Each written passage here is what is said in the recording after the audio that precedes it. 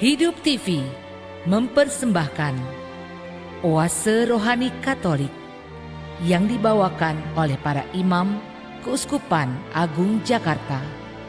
Selamat menyaksikan.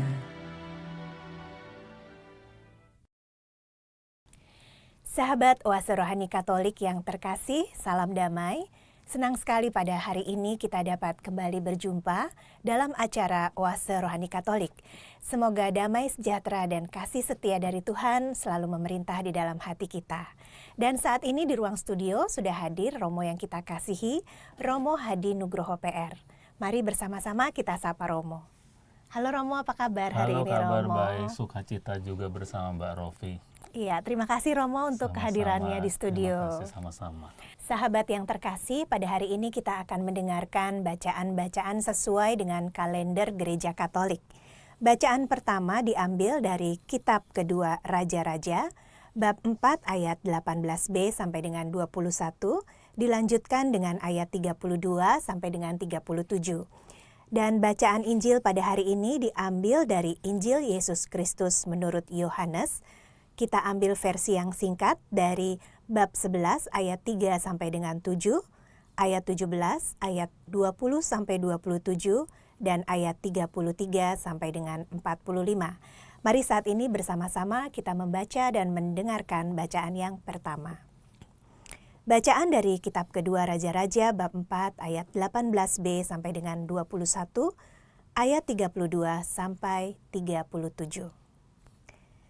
Sekali peristiwa, Nabi Elisa singgah di rumah suatu keluarga di Sunem.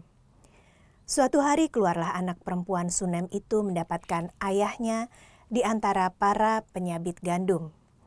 Tiba-tiba menjeritlah ia kepada ayahnya, "Aduh, kepalaku, kepalaku." Lalu kata ayahnya kepada seorang bujang, "Angkatlah dia dan bawa kepada ibunya." Maka diangkatnyalah ia dan dibawa pulang kepada ibunya. Lalu duduklah anak itu di pangkuan ibunya sampai tengah hari. Tetapi sesudah itu, matilah ia. Maka naiklah perempuan itu ke bilik Elisa. Dibaringkannya anak itu di atas tempat tidur abdi Allah itu. Ditutupnyalah pintu, lalu ia pergi, sehingga anak itu saja yang ada di dalam kamar.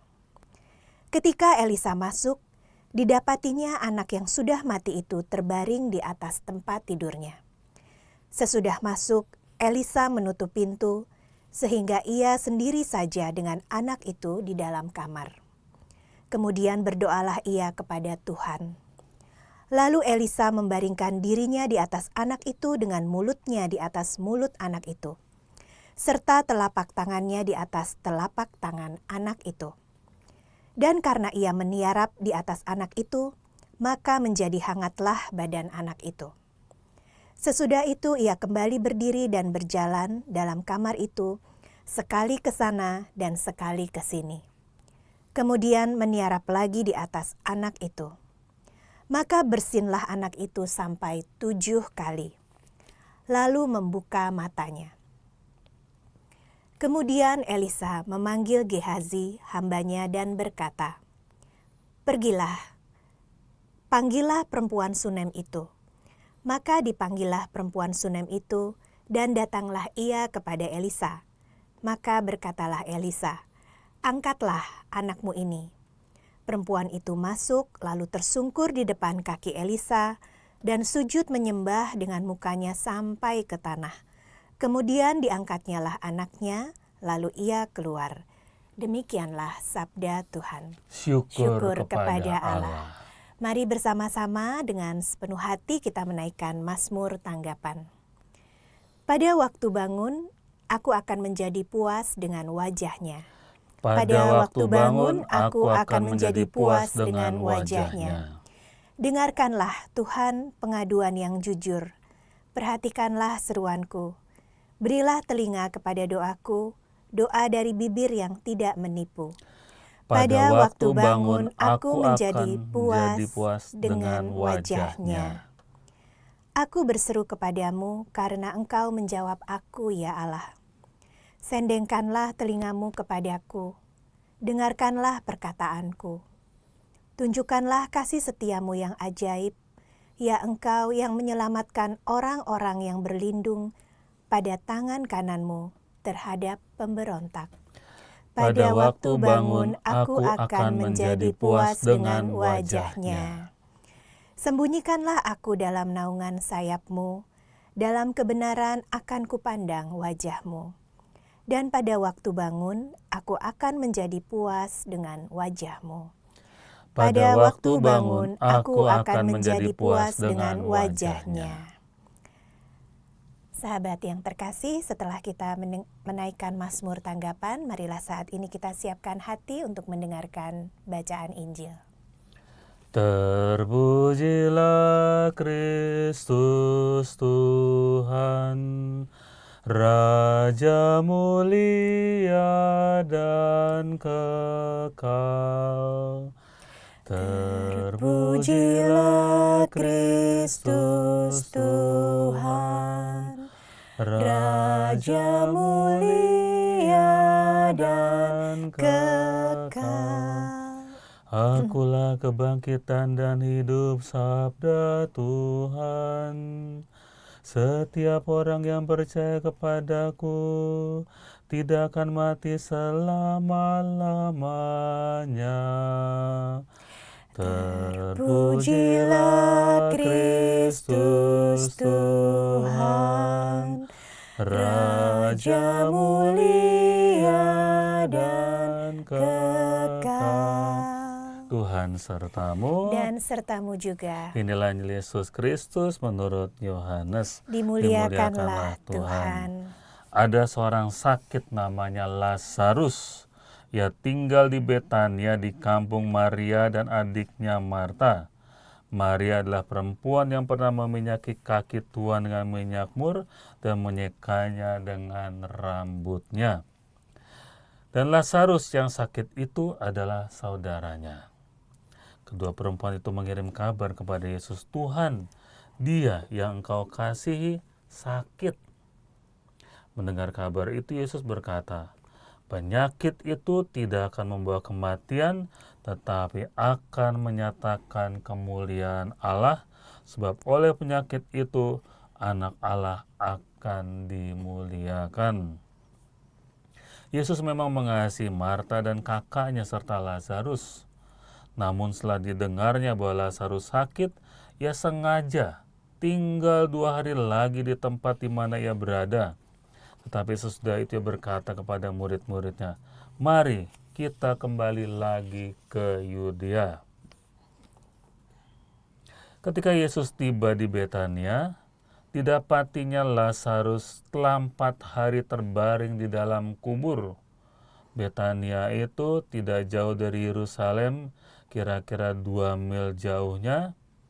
Di situ banyak orang Yahudi telah datang untuk menghibur Marta dan Maria berhubung dengan kematian saudaranya. Ketika Marta mendengar bahwa Yesus datang, ia pergi mendapatkannya, tetapi Maria tinggal di rumah. Maka kata Marta kepada Yesus, Tuhan, sekiranya engkau ada di sini, saudaraku pasti tidak akan mati. Tapi sekarang pun aku tahu bahwa Allah akan memberikan kepadamu segala sesuatu yang engkau minta kepadanya. Kata Yesus kepada Marta, saudaramu akan bangkit. Kata Marta kepadanya, aku tahu bahwa ia akan bangkit pada waktu orang-orang bangkit pada akhir zaman. Jawab Yesus, akulah kebangkitan dan kehidupan. Barang siapa percaya kepadaku, ia akan hidup walaupun sudah mati. Jawab Marta, ya Tuhan, aku percaya bahwa engkaulah Mesias, anak Allah, dia yang akan datang ke dalam dunia. Ketika Yesus melihat Maria menangis dan juga orang-orang Yahudi yang datang bersama-sama dia, maka maskulah hatinya sangat terharu dan berkata, di manakah dia kamu baringkan? Jawab mereka, Tuhan, marilah dan lihatlah. Maka menangislah Yesus, kata orang-orang Yahudi, lihatlah betapa besar kasihnya kepadanya. Tetapi beberapa orang di antaranya berkata, "Ia yang memelekkan mata orang buta, tidak mampukah ia bertindak sehingga orang ini tidak mati?" Makin maskulah hati Yesus, lalu ia pergi ke kubur itu. Kubur itu adalah sebuah gua yang ditutup dengan batu. Kata Yesus, "Angkatlah batu itu." Marta, saudara orang yang meninggal itu berkata kepada Yesus, "Tuhan, ia sudah berbau sebab sudah 4 hari ia mati." Jawab Yesus, "Bukankah sudah kukatakan kepadamu, jikalau engkau percaya, engkau akan melihat kemuliaan Allah." Maka mereka mengangkat batu itu. Lalu Yesus menengadah ke atas dan berkata, "Bapa, aku mengucap syukur kepadamu, karena engkau telah mendengarkan aku. Aku tahu bahwa engkau selalu mendengarkan aku. Tetapi oleh karena orang banyak yang berdiri mengelilingi aku ini, aku mengatakannya, supaya mereka percaya bahwa engkaulah yang mengutus aku." Sesudah berkata demikian, berserulah Yesus dengan suara nyaring, "Lazarus, mari keluar." Orang yang telah mati itu datang keluar, kaki dan tangannya masih terikat dengan kain kafan, dan mukanya tertutup dengan kain peluh. Kata Yesus kepada mereka, "Bukalah kain-kain itu dan biarkanlah ia pergi." Banyak di antara orang-orang Yahudi yang datang melawat Maria dan yang menyaksikan sendiri apa yang telah dibuat Yesus, percaya kepadanya. Demikianlah Injil Tuhan. Terpujilah Kristus.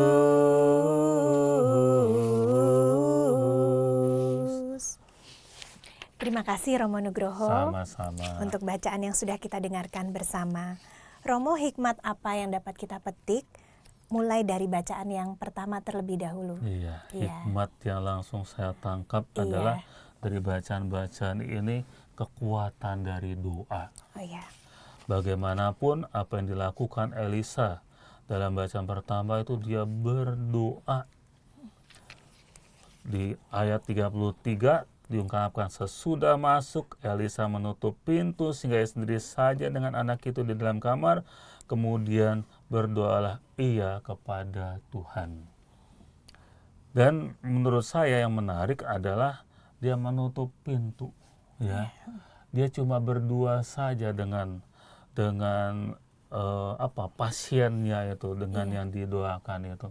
Buat saya itu menarik. Biasanya orang-orang itu penyembuh, pendoa itu yang sering kita lihat kan, wah, kumpul berkeliling, terus kadang-kadang ada acting gitu ya. Sebenarnya dia, kalau dalam tanda kutip acting, dia juga acting nih dia. Dia mau megang tangan supaya membuat supaya hangat gitu iya, ya. iya. Ada acting tapi nggak ada yang boleh lihat. Sehingga kemudian kalau ada sesuatu yang terjadi, orang juga nggak tahu apa yang terjadi. Yang mereka tahu adalah anak itu yang tadi sudah mati hidup lagi. Kemungkinan ketika Elisa itu ditanya diapain gitu, ya didoain gitu. Jadi, dan memang Elisa kan sudah dikenal sebagai nabi. Di ayat awal ayat kan sudah dikatakan sekali peristiwa Nabi Elisa sudah dikenal sebagai nabi, sebagai utusan Allah. Dan utusan Allah itu kan dianggap yang dekat dengan Allah. Dekat dengan Allah gimana caranya kalau tidak dengan berdoa? Nah itu betul. Kekuatan doa itu yang menurut saya menjadi pembelajaran buat kita, bahwa doa itu sesuatu yang powerful. Kadang-kadang kan kita dengan berbagai macam alasan, entah malas berdoa atau juga dengan rasionalisasi begini, nggak enak kan sama Tuhan minta-minta gitu. Tuhan juga udah tahu yang aku butuhin gitu. Padahal sebenarnya malas berdoa aja kan juga bisa dengan alasan seperti itu. Aja ya Romo. Gitu. Atau juga ada yang diajak ke gereja gitu terus bilang, kan bisa berdoa di rumah gitu kan. Nah, alasan-alasan itu yang membuat kemudian lama-lama kan tidak menganggap doa sesuatu yang penting. Nah, itu gawatnya, bahwa kemudian mereka tidak menganggap doa itu sesuatu kekuatan. Iya. Ya. Kalau kita itu kan diajak pagi sebelum tidur berdoa, Iya, menutup hari juga dengan berdoa, mengisi hari juga dengan berdoa. Kita punya tradisi sembahyang, menurut Rofi kan ada tradisi sembahyang 5 waktu. Kita itu lebih banyak apa lebih sedikit daripada 5 waktu? Lebih banyak sebetulnya ya, Lebih Romo. banyak, makanya dari pagi, apalagi kalau Iya. udah pernah ke pertapan loh. 1 kali sih, Romo. Iya, Di Purwokerto di situ ada. Purwokerto. Nah, subuh-subuh udah berdoa, ya kan? Ya kan, subuh-subuh berdoa, terus misa. Nah itu, Iya. pagi-pagi dibuka dengan berdoa. Terus mungkin kalau Rofi ingat ketika mau tidur ada doa namanya kompletorium, doa penutup. Nah, doa. Dari situ kita diajak untuk selalu ingat bahwa bukan cuma doa itu bukan cuma tempelan sebenarnya. Betul. Doa itu adalah nafas hidup kita. Ini juga diungkapkan dengan Elisa ketika dia meniarap gitu ya. Iya. Mulut di atas mulut Mulutnya, itu iya. juga itu nafas kehidupan. Doa itu nafas kehidupan. Ketika dia berhadapan-hadapan, dia memberikan nafas kehidupan, dan itu juga doa. Itu rasanya yang hikmat yang bisa kita dapatkan. Iya. Ya. Baik, Romo, terima kasih Romo Nugroho. Pada pagi ini barangkali ada yang lupa berdoa. Iya. Mendengarkan firman Tuhan dan permenungan dari Romo, pasti langsung berdoa ya, Romo. Iya.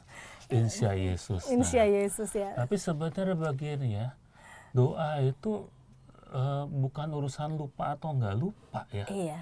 Doa itu kan ketika kita punya kebiasaan itu sesuatu yang rutin gitu. Iya. Rofi itu lebih rajin misa hari Minggu apa rajin misa harian?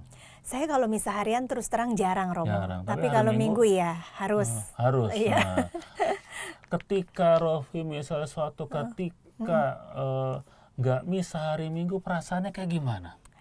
Nggak enak ya, nggak damai, kayak ada sesuatu yang kurang gitu, Romo. Nah, Karena ya pada saat misa itu kan kesempatan kita benar-benar bersatu dengan Tuhan melalui Ekaristi. iya. Makanya kan Syukur. itu kan sebenarnya kita nggak bisa lupa Lupa, ketika iya. kita sudah jadi kebiasaan. Betul. Kalau itu nggak ada pasti ada yang kurang. Lalu Iya, betul. apa yang kurang? Oh, doa. Doa. Langsung berdoa Iya, gitu. betul, Nah, betul, Romo. berarti kalau masih ada lupa, berarti memang belum jadi suatu Satu kebiasaan. Jadi harus dibiasakan gitu. Iya. Minta apa nggak minta, butuh apa nggak butuh gitu, harus kita biasain. Bersyukur ya, Romo ya, setiap Bersyukur, pagi. bersyukur setiap hari. Iya. Yang berdoa itu ada tiga level gitu ya. Level yang paling rendah itu level butuh gitu Butuh ya. ya. Kalau Kebutuhan butuh, ya, baru berdoa. baru berdoa gitu ya. Kalau nggak butuh ya nggak berdoa gitu. Iya. Habis itu lebih tinggi sedikit wajib. Wajib. Iya. Lebih tinggi lagi adalah level rindu gitu ya. Iya, rindu, Seperti betul. Rofi tadi ketika nggak bisa, ada yang kurang gitu kan. Ya itu, ada yang miss gitu ya. Rindu Iya. kan ada sesuatu yang kurang gitu. Betul. Rindu pada seseorang yang dikasih gitu kan, ada yang miss gitu. Dia nggak ada, jadi ada yang hilang gitu Iya. kan. Nah, level yang terendah itu butuh gitu. Kalau butuh aja berdoa. Kalau Iya. butuh ya baru nyogok Tuhan gitu kan. Baru berdoa. Novena. Novena, ya. Dout des, aku memberi Tuhan supaya Tuhan memberi kepadaku gitu. Jadi kalau butuh itu memperlakukan Tuhan sebagai pedagang gitu ya, ya kan? Ini aku beli ini Tuhan, Tuhan aku kepengen ini, aku beli dengan doaku, dengan perilakuku, dengan tindakanku, aku mau memberi Tuhan, Tuhan harus kasih ke aku gitu. Nah itu gawatnya apa? Ketika Tuhan tidak memberi, wah berarti Tuhan yang ini nggak manjur nih. Iya. Cari Tuhan-Tuhan yang lain gitu iya, kan. Nah betul. itu ketika levelnya terendah itu seperti itu. Nah doa yang lebih tinggi lagi itu yang wajib gitu ya.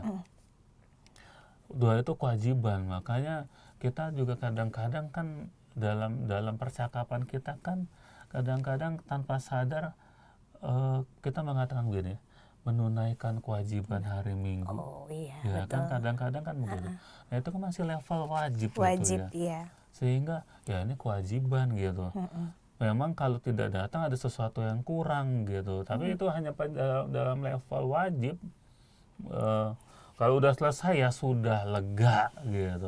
Tapi itu cuma level wajib-wajib aja gitu. Nah kita kepengen adalah dari nggak apa-apa. Memang itu kan semua proses ya. Iya, betul. Proses gitu butuh terus habis itu naik lagi, tapi kita harus berusaha sampai pada level yang rindu gitu. Iya, Setiap detik tidak menyebut nama Tuhan rasanya ada yang kurang gitu, Iya. rindu gitu ya. betul. Dan kalau rindu itu berarti kalau jauh dicari ya kan, kalau dekat ya dinikmati kedekatan itu. Nah, yang sering terjadi kan kalau biasanya gini, ketika kita merasa berdosa, ini juga menurut saya jebakan Batman Jebakan. dari orang berdosa gitu ya. Oke, heeh. Jatuh dalam dosa jadi nggak enak sama Tuhan. Terus nggak enak sama Tuhan jadi nggak berdoa. Terus nggak beribadah. Ya, malah jadi Makin menjauh. jauh jadinya dari Oh. Tuhan. Nah itu jebakan. Makanya Iya, saya bilang iya. jebakan Batman gitu. Iya, iya. Makanya kan kalau kita baca di kitab suci itu justru Tuhan mencari kita ke tempat yang terdalam, tempat yang dimanapun, tempat yang terpencil, Tuhan mencari kita. Bukannya kita menjauh, malah kita mendekat, nggak apa-apa berdosa. Iya. Tapi yang penting adalah kerendahan hati bahwa kita manusia lemah, jangan menjauh dari Tuhan. Nah itu saya bilang jebakan Batman di situ tuh. Iya. Keberdosaan kita merasa kita tidak layak, malah menjauh gitu ya, Iya. malah berpaling gitu. Kalau berpaling pada Tuhan malah mending ya. Iya, berpaling pada Allah-Allah pada lain. yang lain. Nah itu Iya. yang seperti itu tuh. Jadi ya semoga seperti yang tadi Rofi ungkapkan, kita tidak lagi lupa berdoa. Berarti kalau lupa berdoa artinya kita belum latihan terus gitu Betul, kan. Romo. Iya. Gitu.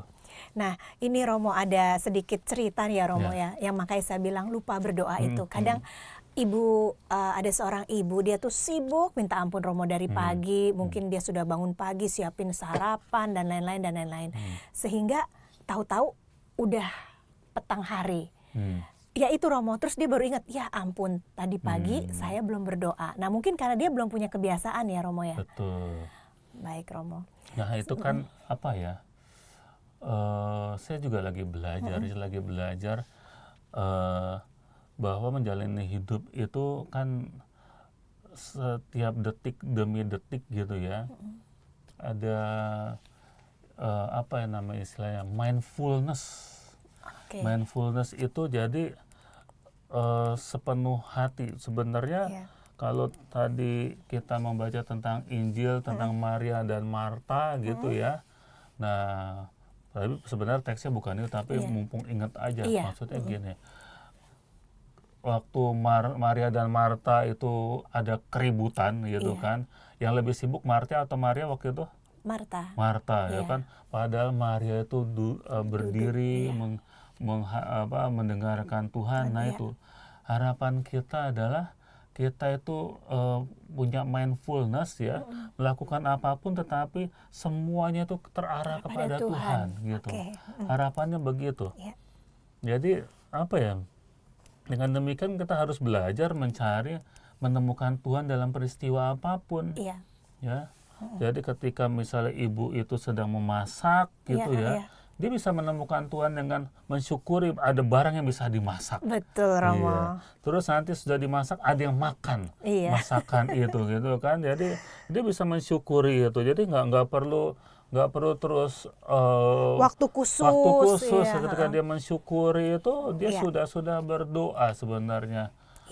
Itu juga sebenarnya sudah pernah berapa kali Bapak Uskup kita misalnya ketika bercerita tentang paus kita gitu ya. Misalnya ada seorang ibu yang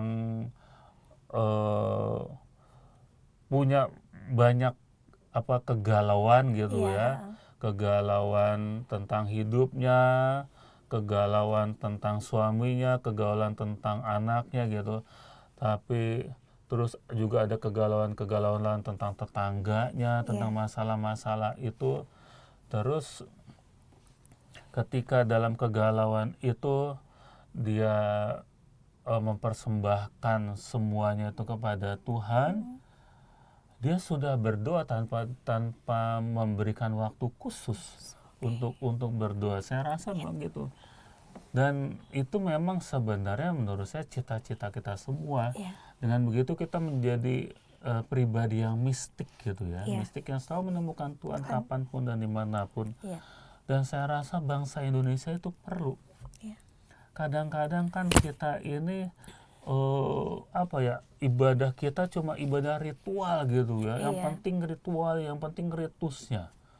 Mumpung kita ini di masa Prapaskah ini, kita diingatkan bahwa yang penting bukan ritualnya. Misalnya puasa.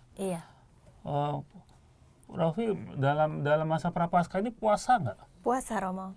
Sahurnya kapan? Biasa jam 7. Jam 7. Nah, Raffi sahur jam 7. Ada yang sahurnya jam 5. Ada yang nggak sahur. Tapi semua dianggap puasa. Ya kan? Betul. Atur sendiri. Nah, itu menurut saya ketika dia mengatur puasanya sendiri gitu ya, dengan kebebasannya sendiri, dia tidak menjadi pribadi yang ritual. Betul. Tidak menjadi, wah ini salah nih. Sahur masuk jam 7 ya. Sahur itu sebelum matahari terbit misalnya gitu. Betul. Nah, tapi puasa kita kan puasa yang bukan ritual. Yang penting apa? Bahwa semua puasa itu kita persembahkan kepada Tuhan. Yang penting kita mengurangi apa yang kita sukai atau tidak menikmati apa yang kita sukai, kita persembahkan kepada Tuhan. Tidak kadang-kadang kan begini. Kadang-kadang kan orang suka ada cerita gini, wah aku mau mempersembahkan kepada Tuhan. Pokoknya apa yang aku berikan aku persembahkan kepada Tuhan. Dikasih duit gitu ya. Nah, duitnya aku persembahkan kepada Tuhan, aku lempar. Yang nggak kembali berarti buat Tuhan, yang kembali punya saya gitu. Nah, itu kan namanya nakalin Tuhan. Nah, yang kita persembahkan kepada Tuhan bukannya kayak begitu. Tapi Tuhan itu ada dalam sesama. Misalnya aku mengurangi makanku. Biasanya siang makan, aku nggak makan. Misalnya secepat-cepatnya kita makan siang 15 menit misalnya. Lalu bagaimana 15 menit yang kita tidak pakai itu, lalu kita persembahkan kepada sesama. Entah kita mengunjungi orang sakit, doain orang sakit, atau misalnya 15 menit ngapain aku? Oh, aku doain orang sakit. Oh, aku doain orang meninggal. Nah, itu namanya puasa yang benar, pantang yang benar. Waktu itu kita persembahkan untuk Tuhan, dan Tuhan itu hadir lewat sesama. Nah, tapi dengan demikian ketika kita menjadi kreatif dalam hal pantang puasa, kita dibebaskan dari hal-hal yang ritual. Karena kalau udah ritual itu jadi kaku. Kita nanti berantem gara-gara sahur kok jam 7. Bukan berantem, sesuatu yang prinsip ya, Romo ya. Prinsip kadang-kadang begitu ya. Kayak begini. Saya sekarang sudah menghindari untuk hal-hal yang tidak prinsip gitu. Misalnya saya mendapatkan pengaduan. Wah, biasalah pengaduan. Salah satunya kan ada orang yang misa itu komuninya macam-macam, minimal ada 2 yang tangannya begini, ada yang mangap doang gitu kan. Lidahnya ya. Lidahnya gitu kan. Tapi kadang-kadang itu yang mangap lidahnya gitu kadang-kadang juga suka kalau saya tuh suka gini loh. Kadang-kadang mulutnya cuma dibuka sedikit, kadang-kadang lidahnya terus kadang-kadang nggak standar. Terus ketika saya mau masukin juga harus hati-hati gitu, kalau nggak kena lipstiknya entah apanya gitu.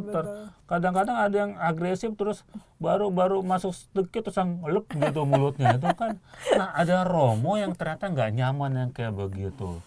Terus Romo itu, tapi dia nggak bilang gimana, cuma Romo itu bilang kepada orang yang komuni begitu, udah nggak usah begitu lagi gitu.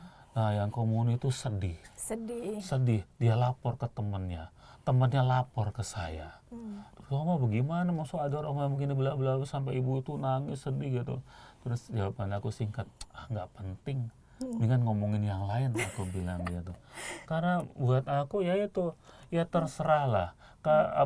setiap orang punya pandangannya masing-masing, pendapatnya masing-masing, tetapi jangan sampai cuma gara-gara ada yang komuni di mulut, ada yang komuni di tangan, terus buang-buang waktu. Iya, betul. Mendingan dipakai buat berdoa gitu. Iya. Mendingan buat doain romonya itu biar walaupun tangannya kemakan sama yang komuni, ya udah ikhlas aja gitu. Nggak usah dipikirin. Iya, misalnya gitu. Iya, Yang seperti itu kalau saya supaya apa? Supaya enggak ketika kita jadi ritual, Iya, kita jadi kaku. betul. Lalu kita cuma berantem untuk hal-hal yang nggak prinsip. Padahal semua itu kan, yang ritual-ritual itu seperti itu kan membuat kita semakin dekat kepada Tuhan. Tuhan, betul. Itu. Tujuannya ya Romo Tujuannya ya. kita semakin dekat pada Tuhan. Jadi semakin kalau dalam percakapan kita menjadi semakin mistik, Iya. bisa menemukan Tuhan di mana-mana Saja, gitu ya. Iya. Bahkan di dalam diri Romo yang marahin gara-gara komuni itu, di situ juga ada Tuhan, gitu. Iya. Betul Romo. Terima kasih banyak Romo Nugroho. Iya. Sahabat Oase Rohani Katolik yang terkasih, jangan kemana-mana. Setelah yang satu ini kita akan melanjutkan acara kita dalam Dialog Iman. Hidup TV mempersembahkan Oase Rohani Katolik yang dibawakan oleh para imam Keuskupan Agung Jakarta. Selamat menyaksikan. Sahabat Oase Rohani Katolik yang terkasih dimanapun Anda berada, selamat bergabung dalam acara Oase Rohani Katolik dan masih bersama dengan Romo Hadi Nugroho yang akrab kita panggil dengan Romo Nugroho. Romo, kita kembali melanjutkan dengan dialog iman. Hikmat apa Romo yang bisa kita petik dari bacaan Injil tadi Romo? Bacaan Injil Iya. sebenarnya melanjutkan dari bacaan yang pertama tadi, yaitu kekuatan doa tetap ya. Oh iya. Dan bahwa kalau Yesus itu mendoakan orang gitu ya, nggak usah macem-macem. Kalau misalnya membanding-bandingkan dengan misalnya dengan yang bacaan pertama aja ya, dengan Elisa. Iya. Elisa kalau menyembuhkan masih tadi telungkup ya, Iya. pegang, memberikan kehangatan. Iya. Kalau Yesus gampang tinggal ngomong, ya kan, tinggal ngomong terus nggak perlu banyak action gitu ya. Sehingga dengan demikian juga kalau aku belajar dari kisah-kisah mukjizat yang lain, itu Yesus juga lebih bebas untuk terjebak dalam tindakan-tindakan menyembuhkan gitu ya. Kan kadang-kadang Belas kasihan ya, lebih karena belas kasihan. Jadi kan kadang-kadang misalnya mesti menyembuhkan pada hari Sabat. Iya. Padahal hari Sabat kan kita nggak bisa bekerja gitu kan. Betul. Lalu dia seperti yang di sini nih, dia tinggal ngomong aja, Lazarus,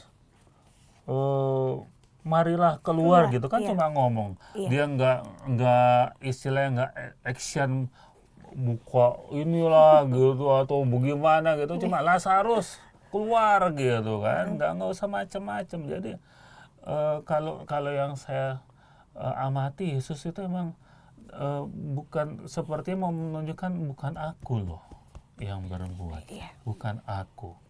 Kadang-kadang kan kita begitu dalam tindakan-tindakan kita, ketika kita berbuat baik kepengen aku yang kelihatan. Iya, betul. Tapi kalau Yesus enggak.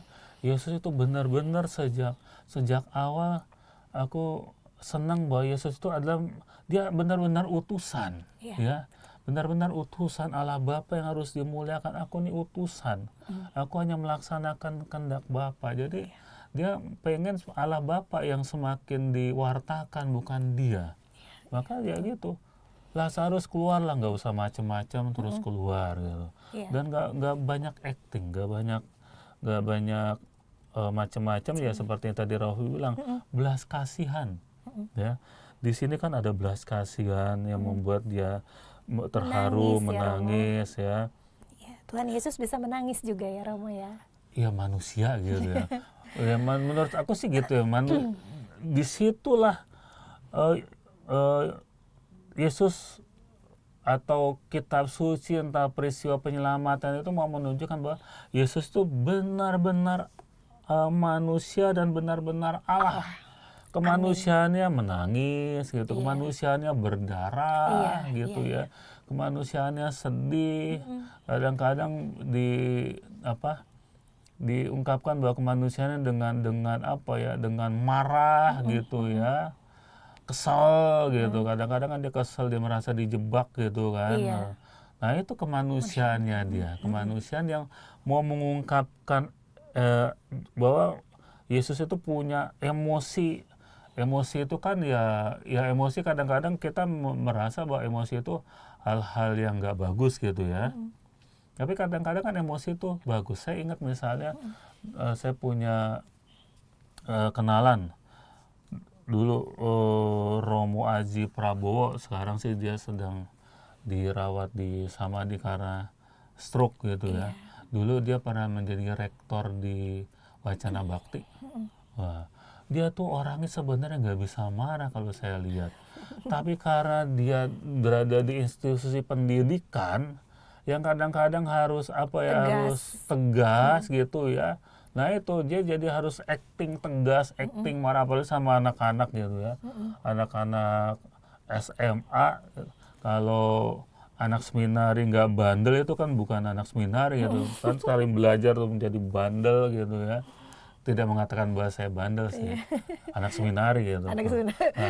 Nah, dia harus tegas gitu, harus juga mengeluarkan emosinya gitu. Karena kalau enggak kan makan dalam. Iya, Ya, nah itu. Tapi ini mau menunjukkan saja bahwa Yesus itu benar-benar manusia yang bisa nangis, bisa seperti yang kita baca di kitab suci seperti ini. Iya. Gitu. Baik, Romo.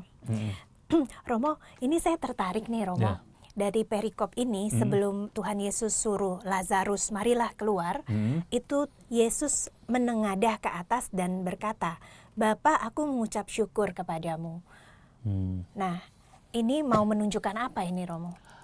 Coba, Rofi, kalau punya waktu, kumpulkan peristiwa-peristiwa Yesus itu membuat mukjizat gitu ya.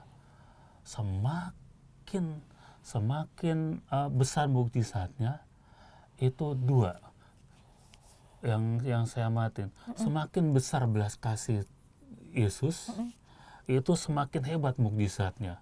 Ini kan hebat nih, Iya, 4 hari loh. iya betul. Udah dimakan 4 hari, tapi biasa dia sampai menangis gitu ya. Belas kasihnya begitu besar, jadi mukjizatnya juga begitu besar. Iya. Dan ini juga kalau yang saya amati, setiap mukjizat itu diawali oleh Yesus dengan ini, mengucap syukur. Dan itulah Dalam juga doanya. dalam doa. Dan saya rasa, ini juga gara-gara hari-hari ini kan saya merasa butuh olahraga gitu ya. Iya. Butuh olahraga, tapi juga bagaimana olahraga enggak, kadang-kadang olahraga saya merasa suka buang waktu gitu ya. Itu saya olahraga sambil baca. Lalu saya ada suatu bacaan dari Napoleon Hill ya. Napoleon Hill di situ juga buku ini sebenarnya buku motivasional gitu, tapi di situ menyebut nama Yesus. Saya lupa judulnya, pokoknya yang sukses gitu ya. Terus dia di situ aja dalam kalimat-kalimatnya itu dia mengajak supaya sebelum sukses pun kita harus mengucap syukur. Sebelum sukses gitu ya. Saya rasa di dunia yang sekuler kayak begitu aja, yang bisnis kan sukses dalam bisnis kan sekuler gitu. Iya, betul. Itu aja Napoleon Hill dia itu kan meneliti orang-orang sukses tuh sebenarnya, Napoleon Hill tuh ya.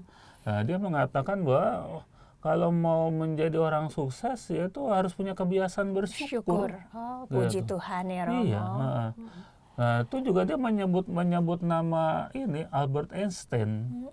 Albert Einstein itu saya bukan hidup di zamannya Albert Einstein ya, tapi Napoleon Hill itu kayaknya hidup di zaman itu, dan dia mengatakan bahwa itu Albert Einstein tuh orangnya orang yang bersyukur loh. Tapi menurut saya begini masuk akal, karena ketika dia orang bersyukur, dia kan happy ya. Iya. Ketika dia happy, ada hormon-hormon baik yang keluar, hormon endorfin atau apa gitu, itu kan membuat orang jadi kreatif. Iya.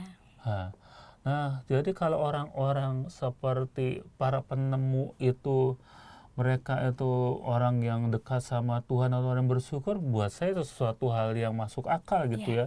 Saya nggak kenal Thomas Alva Edison, saya nggak kenal Albert Einstein, para penemu, tetapi kalau mereka menjadi penemu, menjadi ilmuwan gitu, menjadi orang-orang kreatif, buat saya jalannya udah bener. Iya. Karena mereka kreatif. Iya. Oh, berarti dia orangnya orang yang apa ya, happy, Iya, sukacita ya. iya. Happy, sukacita, lalu kemudian happy, sukacita kenapa? Karena dia orang yang bersyukur. Karena fokusnya adalah fokus apa ya, kelebihan bukan kekurangan. Ya kan?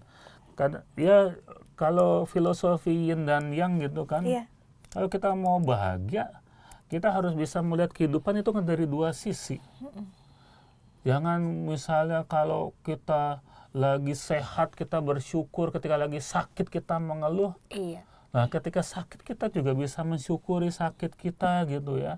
Bisa mensyukuri bahwa ya itu semua dari Tuhan. Mensyukuri bahwa ini ada sinyal-sinyal ini.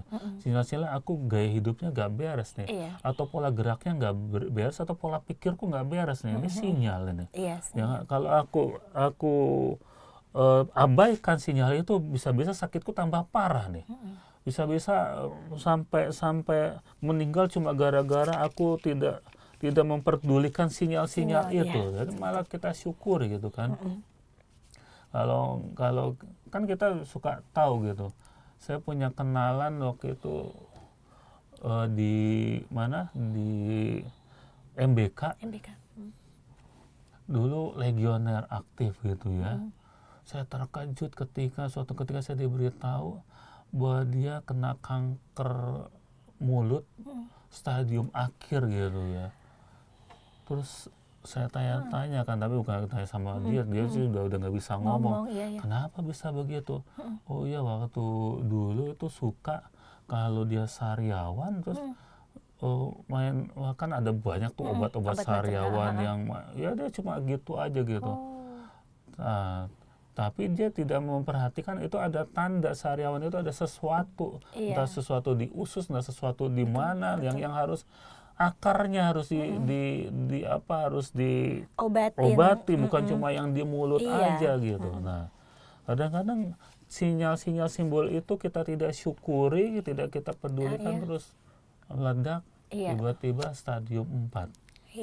Nah, karena apa ya, tidak sakit pun tidak disyukuri. Jadi kita perlu bersyukur dalam situasi apapun. Dan itu membuat kita bertumbuh dalam iman. Amin, Romo. Amin. Iya. Sekalipun sedang dalam keadaan menderita sakit penyakit ya, Romo ya, harus bisa tetap belajar bersyukur ya, Romo ya. Iya. Betul. Terus yang ini yang saya tertarik malah yang ini nih. Ketika di awal ketika Yesus itu dikasih tahu bahwa Lazarus sakit, bukannya langsung buru-buru, dia sengaja tinggal 2 hari, menunda 2 hari. Itu mau menjelaskan mengenai apa itu, Romo? Nah, itu yang di ayat ke-4, penyakit itu tidak akan membawa kematian, tetapi akan menyatakan kemuliaan Allah. Sebab oleh penyakit itu anak Allah akan dimuliakan. Nah, ini yang menurut saya harus menjadi pola pikir kita, kacamata kita, bahwa ketika kita mengalami peristiwa apapun, bagaimana lewat peristiwa ini Allah dimuliakan. Amin, Romo. Nah, itu yang harus menjadi apa ya, cara berpikir kita, mindset kita.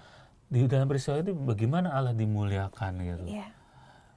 Bukan mencari ini salah siapa, kan kadang-kadang begitu. Betul. Ini salahnya Yesus nih, nggak buru-buru datang, jadi meninggal nih gitu kan. Nah, tapi kalau Yesus itu emang hebatnya, peristiwa apapun dia bisa memperlihatkan bahwa di situ Allah itu bisa dimuliakan. Nah, itu saya rasa itu menjadi pembelajaran buat kita. Sehingga ketika dalam peristiwa apapun kita mungkin, kalau kadang-kadang kan ketika kita dihadapkan Jadi ya manusiawi lah kalau misalnya dihadapkan pada sesuatu hal yang tidak kita inginkan, itu kan ketika kita dihadapkan itu, waduh, terus ini bukan keinginan aku nih. Iya. Nah, terus kan kita entah itu kecewa, entah itu kita mengeluh, entah itu marah, entah apa, Bersungut-sungut ya, bersungut-sungut gitu ya. Nah, terus ketika kita cuma marah, bersungut-sungut atau apa, kita udah menurut saya udah mentok lah. Iya. Tapi ketika kita tidak bersungut-sungut tapi kita mencari, dalam peristiwa ini gimana ya bisa Allah dimuliakan ya. Nah, itu kita bisa cari itu. Iya. Bisa kita cari. Nah, jadi kita nggak mentok bahwa itu peristiwa yang tidak menyenangkan, ntar dulu gitu Iya, ya. betul. Iya. Misalnya dulu itu saya pengen jadi dokter. Benar, dulu saya cita-cita pengen jadi dokter. Tapi memang rasanya gara-gara pengen bersaing sama kakak saya aja dulu ya. Kakak saya itu dia mau menjadi ekonom, dia waktu itu masuk UI gitu kan. Terus saya pikir saya jadi apa ya, tapi saya nggak mau kayak dia gitu. Jadi dokter aja gitu. Makanya dia waktu itu ambil A3, saya waktu itu ambil A1. Karena A1 itu IPA dia bisa jadi, untuk A2 dia juga bisa, untuk A3 juga bisa. Betul. Untuk kemampuannya itu. Nah, saya ambil A1. Sampai suatu ketika waktu itu mau ambil SIM atau apa kan, mesti periksa darah tuh. Iya. Dicolok gitu. Langsung keringat dingin gitu, lemes gitu. Wih, aku mau jadi dokter gitu aja langsung lemes ngeliat darah gitu. Wah. Nah peristiwa itu waktu itu aku kan ya gimana, malu juga kan ya, laki-laki gitu kan, lemes gitu. Tapi kemudian aku bisa lihat, oh ya ini adalah peristiwa di mana Allah hadir menunjukkan kamu nggak bisa jadi dokter gitu ya, atau gimana gitu.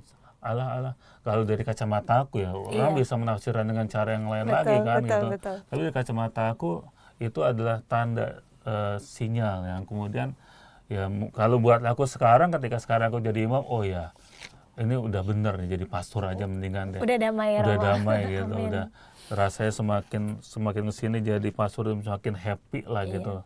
Tapi dulu kan aduh itu galau, karena dulu aku juga sampai ya dengan berbagai macam kasus, sampai kemudian aku malas sekolah. Karena wah nggak bisa jadi dokter, mau jadi apa, tapi jadi malas sekolah. Terus kerjaannya tuh main, pokoknya keluar rumah terus sampai mau ulangan umum aja. Saya itu mesti dicari-cari orang tua saya buat belajar.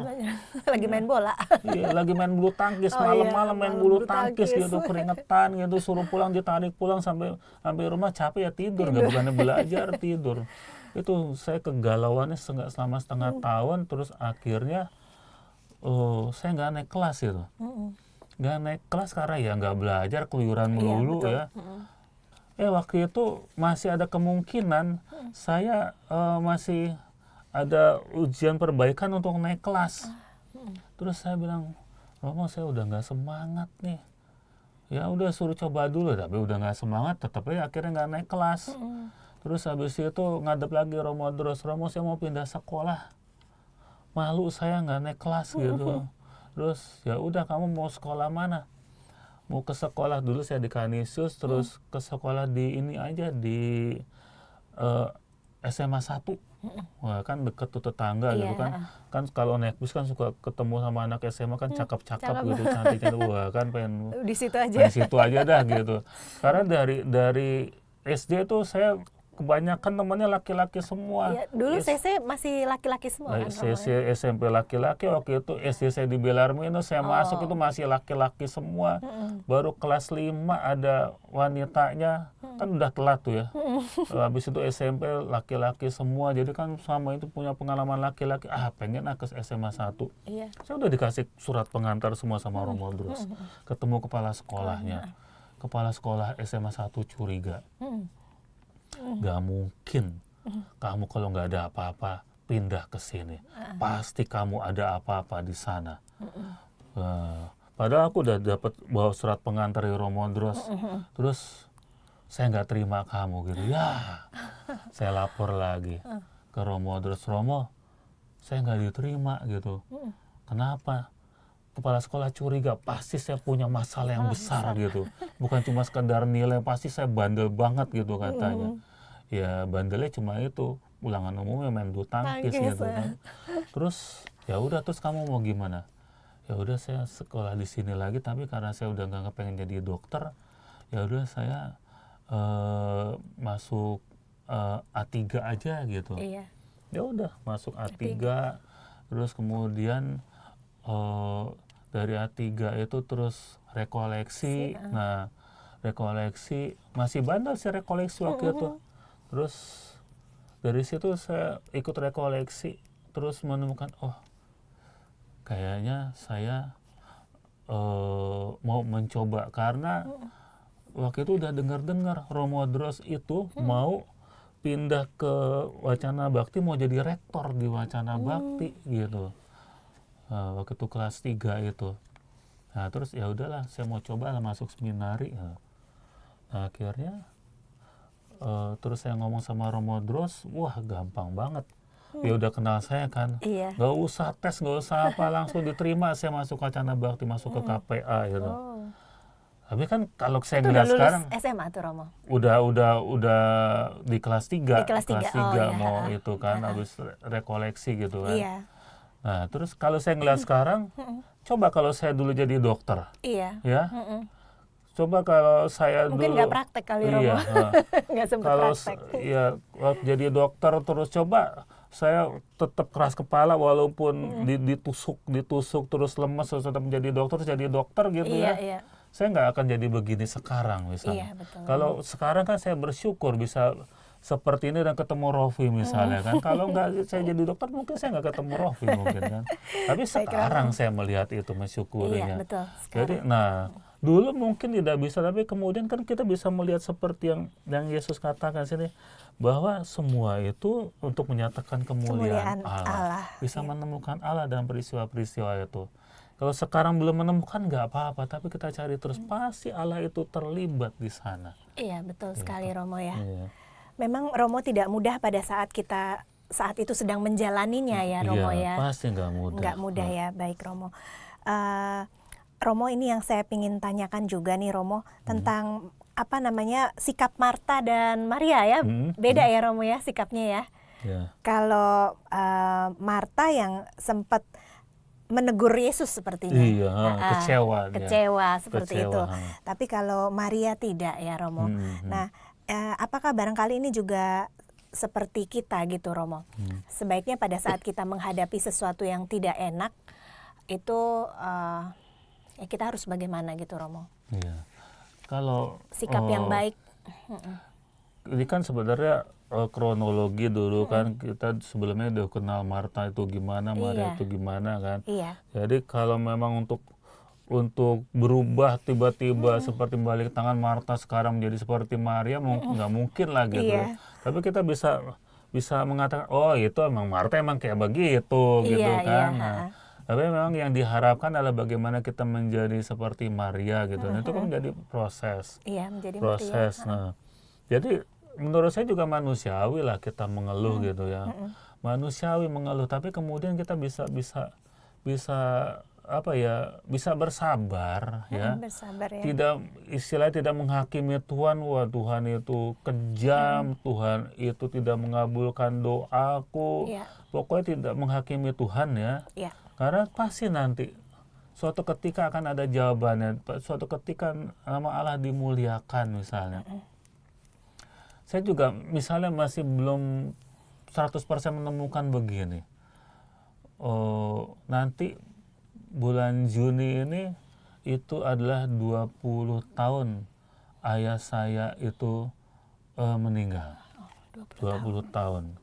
Dan saya ditabiskan itu bulan Agustus tanggal 16. Juni sampai Agustus itu nggak sampai 100 hari. ayah saya Juni meninggal. sampai Agustus. Ah, Oh iya, betul. 90 harian. iya, ayah saya meninggal di bulan Juni. Hmm, Saya ditabiskan Agustus, Agustus. 16 Agustus. Saya bertanya-tanya sama Tuhan, Tuhan, kenapa sih kagak sabar 100 hari gitu ya? Iya. Setelah saya ditabiskan gitu, baru setelah ayah saya itu bisa melihat saya dalam tanda kutip jadi orang gitu, jadi imam, karena doa dia luar biasa untuk mendoakan saya jadi imam gitu ya. Ayah ya Romo ya. Iya kan saya, apa sih maksudnya Tuhan gitu Iya, ya. betul, betul. Ya itu kan itu juga menjadi pertanyaan saya yang, tapi berapa kali peristiwa saya menemukan bahwa memang ayah saya tidak hadir di dalam peristiwa saya ditabiskan ya. Tapi saya bisa merasakan bahwa ayah saya tuh terus mendoakan saya, Amin. terus hadir gitu. Karena kadang-kadang misalnya saya ketemu dengan beberapa orang gitu, terus Romo, ayahnya Romo begini ya. Terus kok bisa tahu? Iya, soalnya tadi waktu Romo di altar itu kayaknya Romo tuh kelihatan seperti orang tua yang bijaksana kayak gimana gitu. Berubah ya? Berubah ya. Sampai sekarang juga begitu. Sampai sekarang ini kalau misalnya saya ketemu umat gitu ya, lagi pakai baju bukan pakai jubah gitu ya, mereka kan bilang, Romo kok beda sih? Di altar sama di mana ketika ngobrol di tempat Biasa. ketika udah di tempat biasa gitu, di tempat umum. Iya, kalau di altar itu bapak saya, kalau ini aslinya saya, bilang gitu. Karena terus didoakan pasti Terus ya Romo ya. didoakan, Karena ya, memang kita dengan yang sudah berpulang tidak pernah putus ya Romo ya. Iya sebenarnya. Saling mendoakan.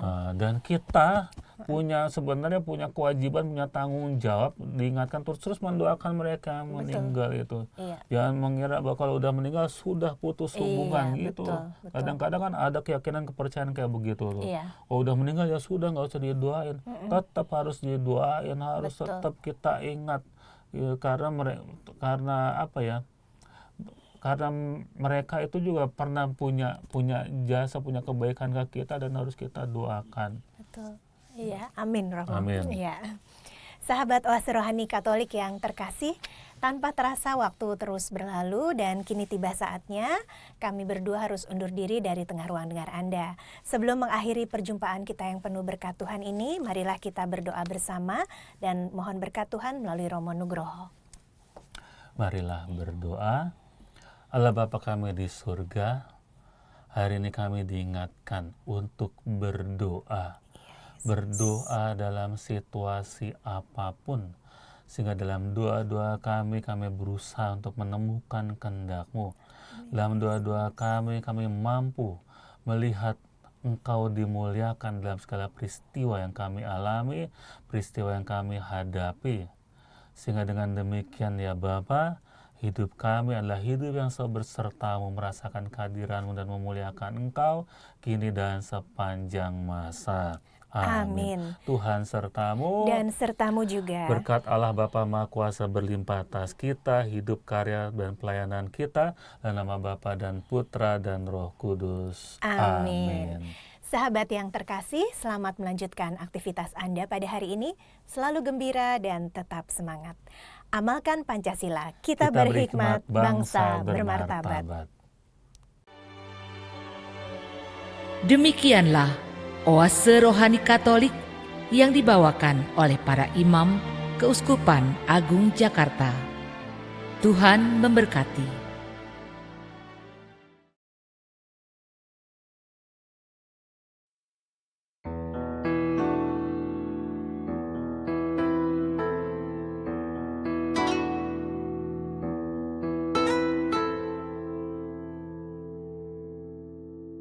Yang selalu aku rindukan, berbagi hidup bersamamu. Takkan pernah terpikirkan berpisah dari dirimu. Hanya kau satu selama bersamanya, tetaplah kita terus bersama, jalani hidup bersamamu, karena